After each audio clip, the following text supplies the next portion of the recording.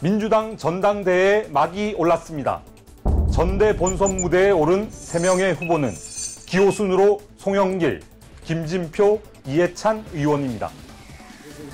86그룹으로 새 후보 중 유일한 호남 출신인 송영길 의원, 세대교체론과 호남 당대표론을 앞세워 표심 잡기에 나섰습니다. 당대표가 된다면 젊은 여성 청년 정치인들을 대폭 영입해서 이 나라의 정치인으로 또 지도자로 성장하는데 나도 기여해야겠다. 김진표 의원의 슬로건은 유능한 경제당 대표입니다. 참여정부 시절 경제부총리를, 문재인 정부 출범 때 국정기획자문위원장을 역임한 만큼 경제소방수가 되겠다는 겁니다. 민생 경제의 어려움은 폭염과 같이 너무나 갈망이 뜨겁기 때문에 국민이 느끼는 갈증을 해소하려면 시원한 소나기가 같은 대책이 필요하고. 이해찬 의원은 대세론의 승부를 걸었습니다.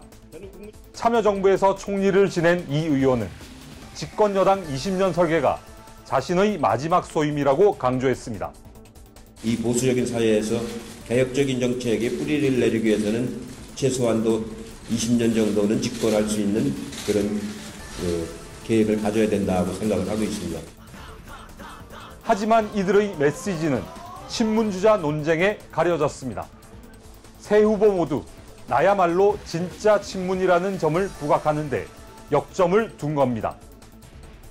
전대 승리를 위해선 당내 주류인 친문의 지지를 얻어야 하고 당장의 표 계산이라는 현실론 때문에 친문의 순도를 따지는 설정까지 벌어졌습니다. 송영길 후보는 이해찬 후보를 겨냥해 성공에 나섰습니다. 이 후보가 친문이라기보다 친노라고 강조한 겁니다. 친노라고 이야기를 하죠, 오히려. 사실 문재인 대통령보다는 선배였고 더 윗사람 아니었습니까? 문재인 대통령께서. 그러니까 오히려 부담스럽지 않겠습니까? 그러면서 송 후보는 자신이 새로운 친문, 이른바 신문이라는 점을 부각했습니다. 현재 나와 있는 세 분 중에는 가장 최근까지 대통령과 호흡을 맞췄던 사람 아닙니까? 이 후보도 가만히 있지 않았습니다. 문 대통령이 부담스러워할 것이라는 주장에 격이 없는 사이라고 반박한 겁니다. 문재인 대통령하고는 제2민주화 운동 때부터 지금까지 거진 30년 이상을 함께 살아온 그 친구이자 동지입니다. 30년 인연의 동지인 만큼 본인이 당대표가 되더라도 문 대통령에게 부담되지 않는다는 점을 강조했습니다. 충분히 그 소통을 하고 대화를 하면서 국정을 끌어가는 문제이기 때문에 서로 간에 그 부담이 되거나 그런 건 아닙니다. 김진표 의원은 이재명 경기지사의 거취 문제를 제기하며 친문 논쟁을 달궜습니다. 한 언론이 제기한 이 지사의 조폭 연루설을 언급하며 이 지사의 탈당을 요구한 겁니다. 이 문제는 선당 후사의 자세로 당이 주는 부담을 줄이기 위해서 이재명 지사가 좀 더 적극적으로 나서서 판단하고 결정해야 될 문제다.